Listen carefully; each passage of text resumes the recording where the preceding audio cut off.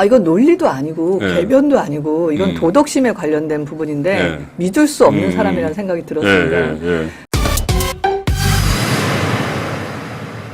제가 아까 정치를 말씀드렸는데 국회의원들은 정책도 하셔야 되고 정치도 어느 정도 하셔야 돼요. 그러면은 상대 진영에 대한 평가도 좀 해야 되는데 이재명 체제의 민주당 최근 상황 어떻게 보세요? 아, 참 불행하다라는 생각이 듭니다. 제가 행안위 있을 때 그 경기도 감사를 나갔었거든요. 예. 국정감사 예. 때. 그래서 제가 대장동 관련한 질문들을 드렸습니다. 예. 이제 앵커분이 끊임없이 이제 그 정책과 정치를 예. 차이를 두시는데 전 차이가 없다고 아, 생각을 예. 해요. 그래서 뭐 끝에는 같죠. 네네. 그래서 그때 회의록, 예. 본인이 사인한 회의록, 우동규한테 지시한 사항들 그것들을 다 해서 예. 이제 첫 번째 질의를 드렸는데 네. 두 번째 이어서 본인이 하신 말씀을 가지고 속기록에 근거를 해서 두 번째 질문을 했는데 예. 안 했다고 거짓말을 하시더라고요. 저는 그 리더가 본인이 뱉었고 지금 이게 몇 시간 차이가 안 나는 거거든요. 국정감사 그날 경기도 국정감사는 하루 만에 있었기 때문에 끊임없이 본인이 한 말을 거짓말을 하는 걸 보면서 아, 이건 논리도 아니고 궤변도 아니고 이건 도덕심에 관련된 부분인데 믿을 수 없는 사람이라는 생각이 들었습니다. 근데 어제 한동훈 위원장님도 관훈 클럽 토론에서 말씀하신 것처럼 아, 그렇죠. 거짓말 이야기. 이재명 대표는 늘 거짓말을 하고 그 거짓말에 대해서 부끄러워하지 않고 여러 부침이 있지만 정치력으로 살아남고 계시지만 당을 장악하고 배우고 싶은 정치는 아니다. 저는 그 말에 10분 동감하고요. 아무리 이게 상대당을 보는 정치만 하고 있고 여의도가 또 이런 총선 시간에는 본인의 공천이 중요하다 하더라도 이런 지도 체제의 민주당이 똘똘 뭉쳐서 가는 것은 제가 국민의힘 소속이 아니라 그냥 국민의 한 명으로서 굉장히 안타까운 대한민국의 정치 현실이라고 생각합니다. Welcome to my party, we're just getting started. A life is a dream or a nightmare scarring. Hand me a drink cause I think I'm going all in. Get me a... 이 조국 입장에서는 배지를 달고 있으면 뭐 대부분 또 판결도 좀 늦출 수 있다는 생각도 할 수도 있을 것이고. 조국 좀 정렬해 주시죠. 일단 1심하고 같이 인연이 나왔는데 구속을 또 안 시켰단 말이죠. 예, 구속을 지금 안 시켰고요. 그리고 지금 정경심 교수의 경우 1심에는 징역 1년 1년이죠. 지금 이제 징역 1년에 집행유예 2년으로 정경심은 집행유예. 조금 감형을 시켰습니다. 조국 전 장관 같은 경우는 1심과 같이 2년을 선고했는데 600만 원 추징금 명령했고 지금 기사에는 아직 안 나와 있는데 이게 지금 그 노한규 교수입니까 부산대? 노한중입니다. 어쨌든 그 교수한테 지금 600만 원 장학금 받았다는 그 얘기 같은데. 이거 600만 장학금 그 건도 있습니다. 600만 원을 했으면. 그러면 그 유죄로 인정이 된 거죠. 뇌물을 유죄로 인정했는 건데. 그렇죠. 그런데 이게 형량이 똑같다는 게 제가 뭐 전문가는 아니니까 잘 모르겠지만 조금 그런 것 같고요. 그러면서 증거인멸과 도주 우려가 없다. 그래서 법정 구속은 하지 않았다 이렇게 나와 있습니다 지금. 증거인멸 도주 우려가 없다. 그런데 그 일반 그 서민들은 국민은 그렇죠. 일반 서민이면 그렇게 인연을 해서 인연하면 보통 법정 구속이 되는데 또 이 어떤 그 의도로 이렇게 했는지 모르겠지만은 이렇게 되면 결국 그 조국은 신당 만들겠죠. 신당을 만들 겁니다. 신당을 만들기는 만들 건데 아마 이제 조국 신당을 민주당에서 지금 그 무슨 연합입니까? 그 연합으로 끼어안기는 민주연합 통합 비례 연합인가 뭐 있어요. 끼어안기는 좀 부담스러울 것이고 그리고 저 박홍근 추진 단장도 보니까 일단 조국 신당이나 이런 부분들하고 같이 갈 계획은 현재로서는 없다. 얘기는 이렇게 했는데 뭐 지난번에 그 예가 있지 않습니까? 그 무슨 열린민주당 그 최강욱하고 김의겸 들어온대.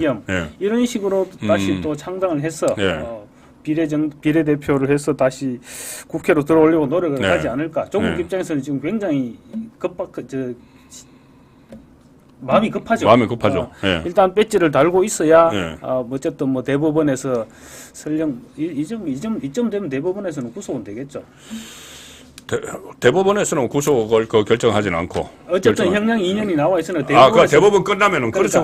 대법원에서 다시 파기환송을 안 하면 이제 구속이 구속이 되는 건데. 그 이제 그 검찰로 가서 구속 가는 길로 가는 거죠. 그렇죠. 과거에 누구죠? 한명숙 전 총리도 그때 확정 판결이 나오니까는 법원 앞에서 의사 하고 들어갔잖아요. 구치소 앞에서. 그 이제 어쨌든 간에 이 조국 입장에서는 배지를 달고 있으면 뭐 대부분 또 판결도 좀 늦출 수 있다는 생각도 할 수도 있을 것이고 뭐 여러 가지 계산을 안 하겠습니까? 아니면 저 배지 달고 있는 사이에 또 그 확정 판결에 대해서 구속이 될 수도 있는 그런 상황도 그러면은 뭐 배지 다시 날아가는 거죠.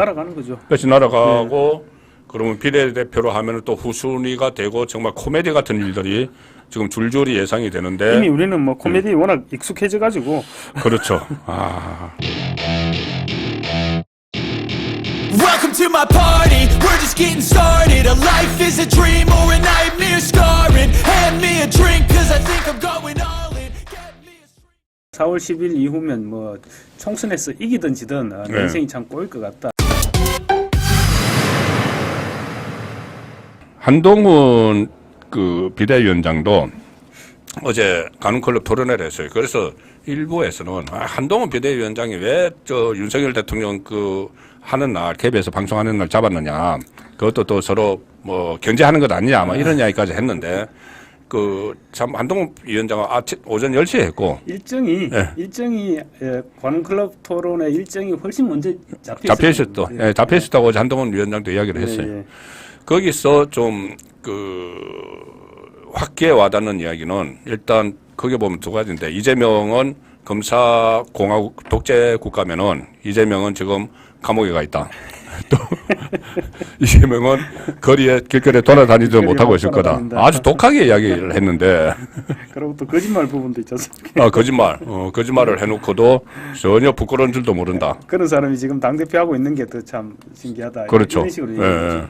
그리고 뭐 장점이 있을 거 아니냐. 그러니까 장점 정치력이 뛰어나다. 근데 제가 볼 때는 그거 비꼬는 거예요. 비꼬는 거죠. 비판하는 겁니다. 그 말은 질곡 속에서도 이렇게 살아남아서 정치한다고 하고 또 이 공천권까지 가지고 있으니 정치 술이 뛰어나다. 그런데 그 중에서 좀 저희들이 앞으로 이제 여권의 방향과 관련해서 좀 살펴볼 부분이 대선 이야기가 나왔는데 4월 10일 이후에 내 인생이 꼬일 것 같다는 이야기를 했거든요. 네, 그럼 무슨 의미로 받아들였어요? 그러니까 한동훈 위원장 어제 멘트가 4월 10일 이후면 뭐 총선에서 이기든 지든 내 인생이 참 꼬일 것 같다. 그렇죠. 꼬인다는 건 보통 잘못된다는 이야기인데. 그래서 잘못된다는 자기가 이제 아무래도 힘들어질 것 같다 이런 얘기죠. 가령 우리 뭐 충분히 상상할 수 있는 부분이죠. 총선에서 이겼다고 가정합시다. 그러면 지난번에도 우리 이 부분으로 잠깐 얘기를 했었지 않나 싶은데 총선에서 이기면 대통령 임기가 아직 3년 이상 남은 상태입니다. 그렇죠. 그런데 한동훈 위원장 체제에서 총선에 이기면 모든 관심이 지금 이목이 한동훈으로 집중되게 되어 있습니다. 그렇죠. 모든 이목이 한동훈으로 집중되고 바로 자기 대권 이목만 집중되는 게 아니라 권력의 축을 한동훈으로 쏠리게 되어 있습니다. 그런데 문제는 대통령 임기가 3년 넘게 남았는데 자기 쪽으로 이게 권력의 축가 쏠리면 얼마나 부담스러워요. 맞아요. 용산이나 윤석열 대통령 입장에서도 이거는 이대로 좌시할 수는 없는 부분입니다. 분명히 좌시할 수는 없거든요. 그렇죠. 그러면 이제 어떤 식으로든 마찰이 알력이 생기겠죠. 알력이 생기면 그 자체를 한동훈 위원장이 견디기가 쉽지는 않을 것입니다. 현재 권력. 그리고 만약에 현재 권력과 미래 권력 그것도 같은 여당 안에서 그렇게 충돌한다 그러면 차기 정권 창출에 재창출에 먹구름이 끼게 되는 겁니다. 거기서 충돌이 생기면 그럴 수도 있죠. 먹구름이 끼게 생기게 됩니다. 그래서 그런 부분들 때문에 아마 한동훈 위원장이 그런 말을 하지 않았을까 싶은 생각이고요. 그래서 뭐 한 위원장은 총선에서 이기면 나는 안 나간다 그랬죠 어제. 그러니까는 떠나지 않는다 그랬죠. 그렇죠. 당에 남는다고 했어요. 당에 남는다. 그랬는데 아마 제 생각에는 남는 선택을 하기가 쉽지는 않지 않을까. 당에 남으면 남아서 이제 비대위원장 임기가 6개월인가? 6개월 내에 뭐 하기로 돼 있는데 어쨌든 다음 지도부가 들어서기 전까지죠. 어쨌든 전당대회를 해야 되지 할 거 아닙니까? 그럼 전당대회를 해서 당대표 자리에 앉는다. 그게 바람직할까?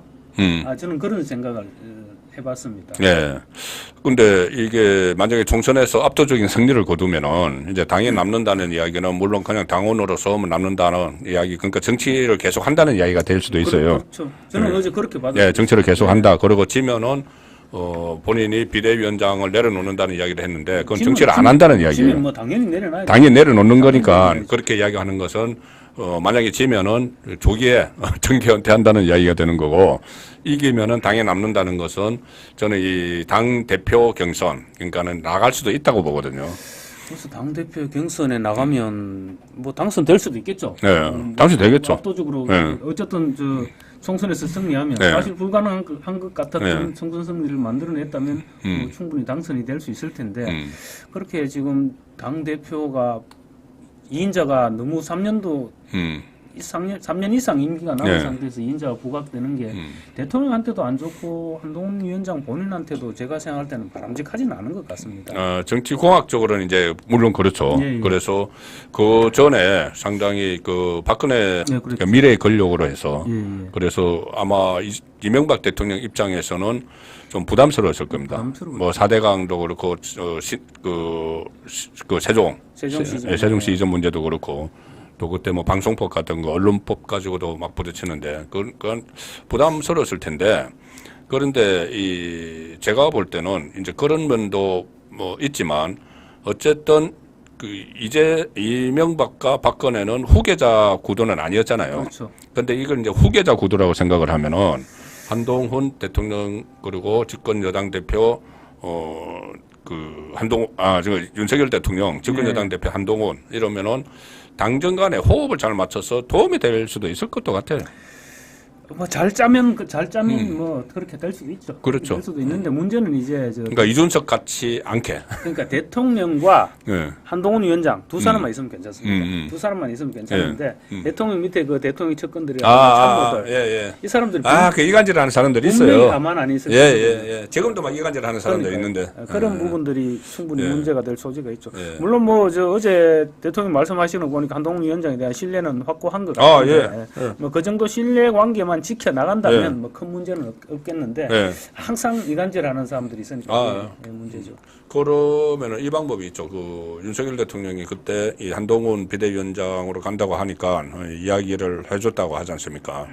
그 당을 이끌고 다시 내각으로. 그렇죠. 내각으로.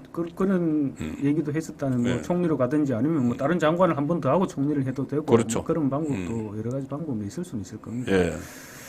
뭐 윤석열 대통령 본인도 87 체제 이후에 유일하게 국회의원 배지를 다들지 않고 대통령이 됐거든요. 예. 그렇기 때문에 한동훈 굳이 뭐 당에서 대표를 하지 않고 더 국정 경험을 쌓아서 가라 이렇게 할 수도 있을 것 같아요. 그것도 방법입니다. 예.